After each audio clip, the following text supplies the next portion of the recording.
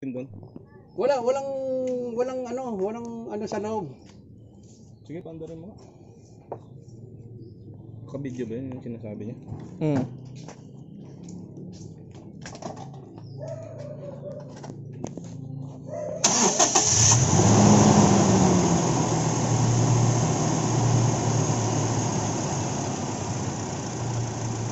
Kailangan pumalag.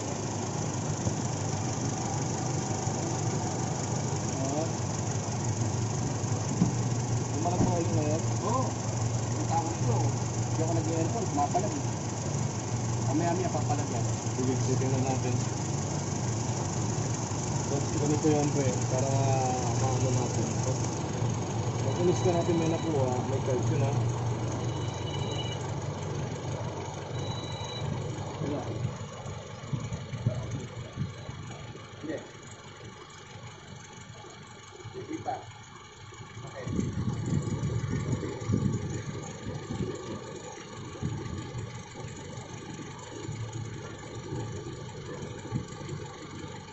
Ayun, DVD yan.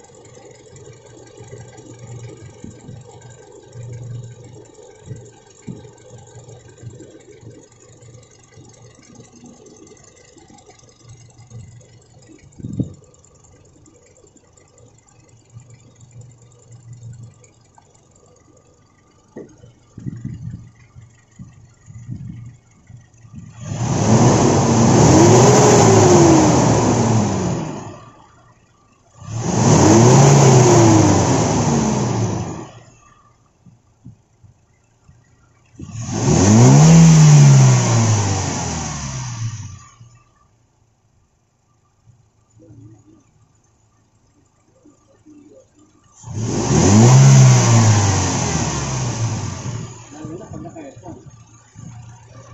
Oo, aircon yun.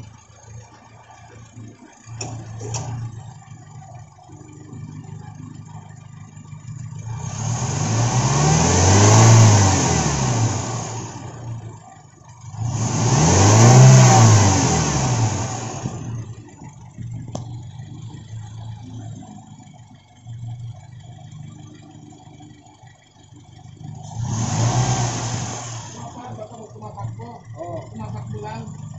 Ha? Pero kung na kami nung ganyan, wala. Meron. Pag nakaminor, pumapalag din.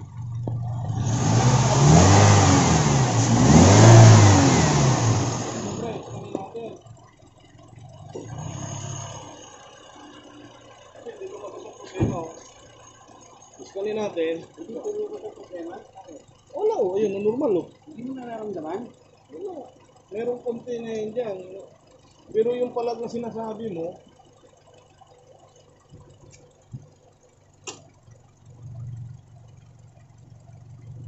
normal siya. Hindi yan palag. Hindi nga palag yan eh. Wala nga palag na yun dyan eh. Kailangan. Pero kanina tumatakbo ko. Kaya nga, iskanin natin kasi hindi lumalabas. So, ano natin, hulaan natin yan. Pasukin natin yung issue kung anong problema mayroon yan. Pag may nakuha, i-charge ka. Pag may na-pull out na sira, may lumabas na trouble code. Pag wala,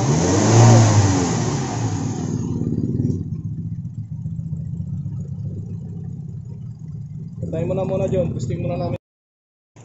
Video mo na? Hindi pa may nginig na makina. I-rave mo konti. I-rave mo, i-rave mo.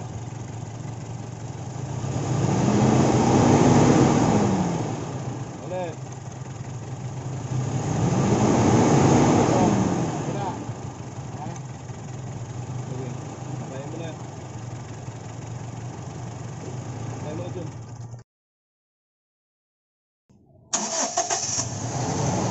Ayan, nahin ka. Papalya eh. Titingnan natin dito isa-isa kung alin dito.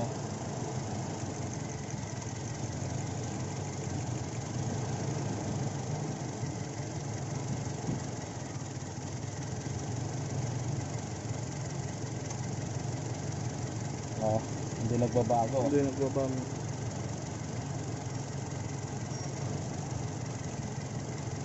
Hindi nagbabago yan ha. Ito nagbabago. Oh, nagbabago. Hindi rin masyado. Hindi masyado. Hindi.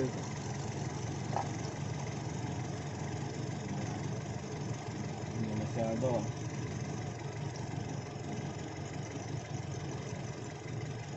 Sige, patayin mo na pre kasi itong dalawang to, tinan mo. Oh, di ba? Ang laki ng palag na makina mo. Oh, palag din.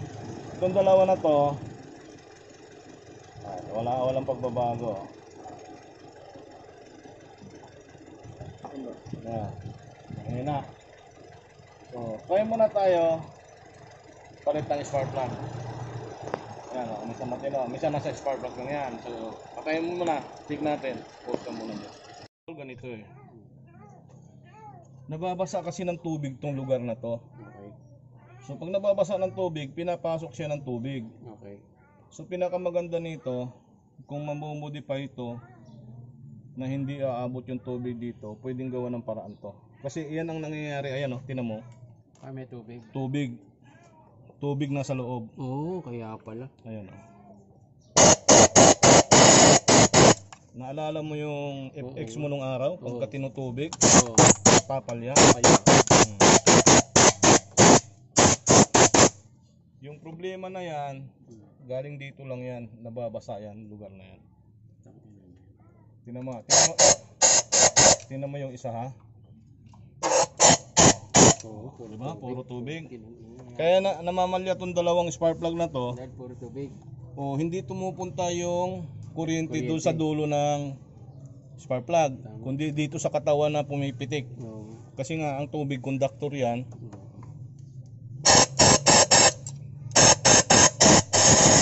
So yan, buo yan.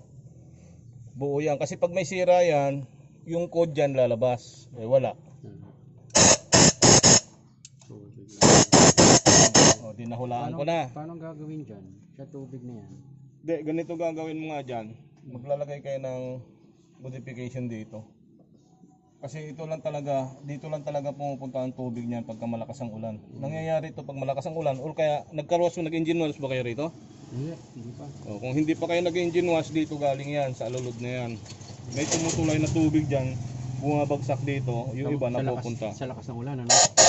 Oo, sa lakas ng ulan.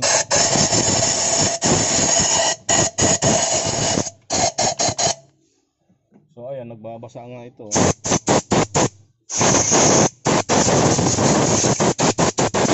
So swerte mo at ito'y hindi sira yan. Oo, nasa mga kulang-kulang 2,000 to. Hindi pa rin share ka naman yan, yung sa kotse, tanda mo? Oo, 1 ano ata bili nun? Oo. 1.8 ata yun o 2 plus yun. Oo. So kailangan na mapatuyo ko. Ngayon, tingnan natin yung dalawa kasi yung dalawa wala namang problema eh. Oh, hindi siya namamasa, buo siya ano. Yung tubig. So dito lang pumupunta yung ano niyan.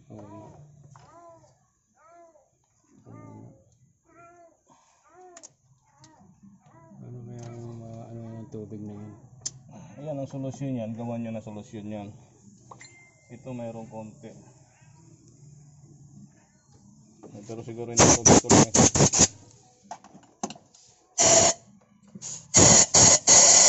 Wala eh. Dapat pagawa ko sa iyo ng ano yan, John. Pwede.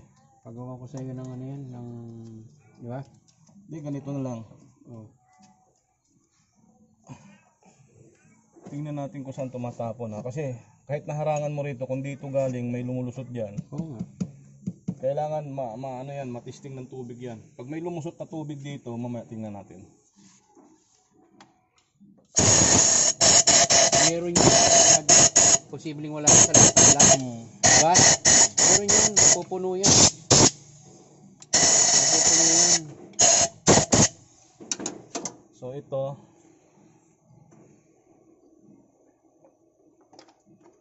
ayos na yan. Tubig lang pala. Tubig lang yan. Eh, kung sa kasa na to, diyari na to. Okay na. Hindi ka na palulusutin ng basta-basta yan. Pag pumasok doon, tapos lalabas ka, walang bayad, posible yun. Paglabas mo ron, sigurado charge mo ron, napakabigat na. Okay na yun, kabit mo na yung tornilyo niyan, titistingin na lang natin. Walang palag. Pagka tinanggal mo ngayon to, oh, di ba, lakas na ng palag, ang lakas ng pitik ng kuryente.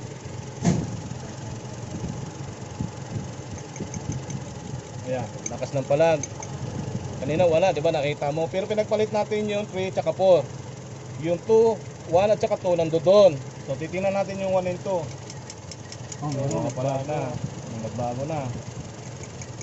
Ito medyo mahina. So ang gagawin natin nito, try mo muna sigurong may nagmi-misfire eh. Meron. Palag. Oh. Yung 1 siguro. Nasa number 3.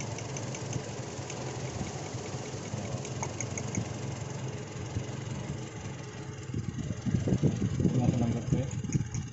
Ayan.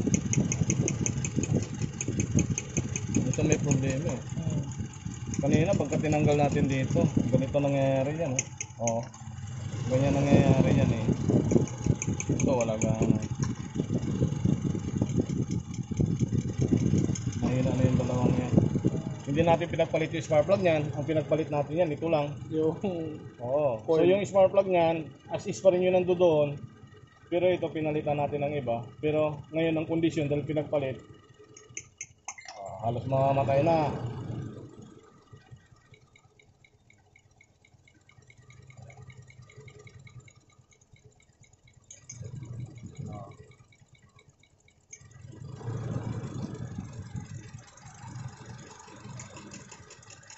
Ayan, no?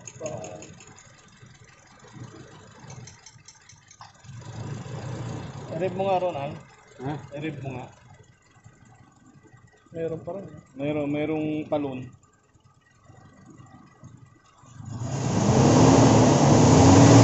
Up. Sandali, sandali.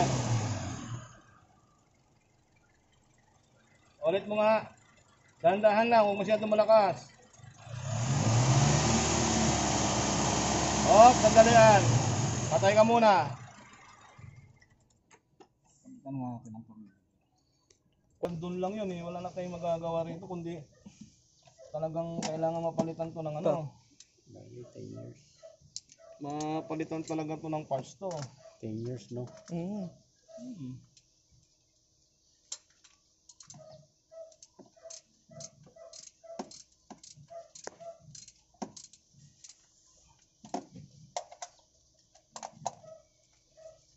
Sige nga, start nga ulit.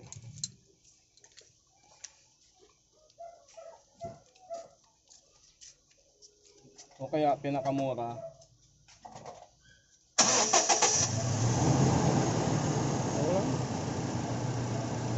Rev nga dahan-dahan. Meron. Hindi ko parang naman. Ano ba yung pinabit mo yung pinalitan ko?